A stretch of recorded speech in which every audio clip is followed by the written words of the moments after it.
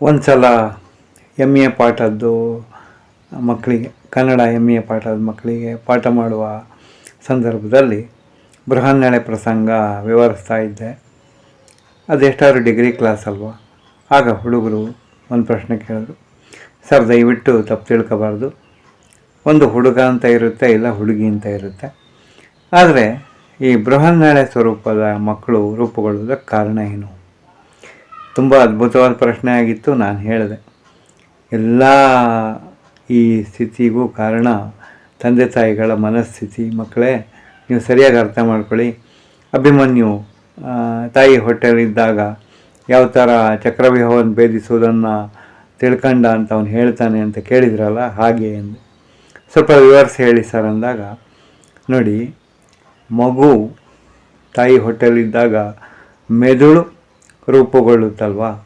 ಮೆದುಳು ರೂಪುಗೊಳ್ಳುವಾಗ ಒಂದು ತಾಯಿಯ ಹೊಟ್ಟೆಯಲ್ಲಿ ಗಂಡು ಮಗು ಇರುತ್ತೆ ಅಂತ ಅಂದ್ಕೊಳ್ಳೋಣ.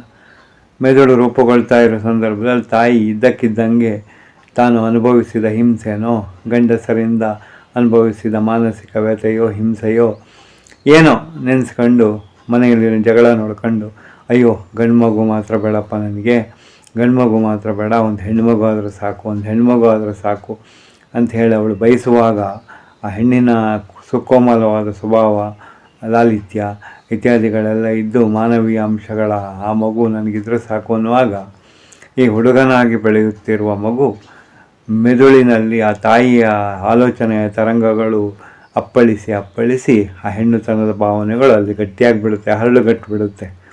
ಯಾವುದೋ ಒಂದು ಸಂದರ್ಭದಲ್ಲಿ ಆ ಹರಳುಗಟ್ಟಿದ ಯೋಚನೆ ದ್ರವ ರೂಪದಲ್ಲಿ ಹರಿಯತೊಡಗಿದಾಗ ತಾನು ಗಂಡು ಅನ್ನೋದನ್ನು ಮರೆತು ಆ ಹುಡುಗ ಹುಡುಗಿಯಾಗಿ ಮಾರ್ಪಟ್ಟುಬಿಡ್ತಾನೆ ಅಂತ ನಾವು ವೈಜ್ಞಾನಿಕವಾಗಿ ಹೇಳ್ಬೋದು ಅಂತ ಹೇಳಿದೆ.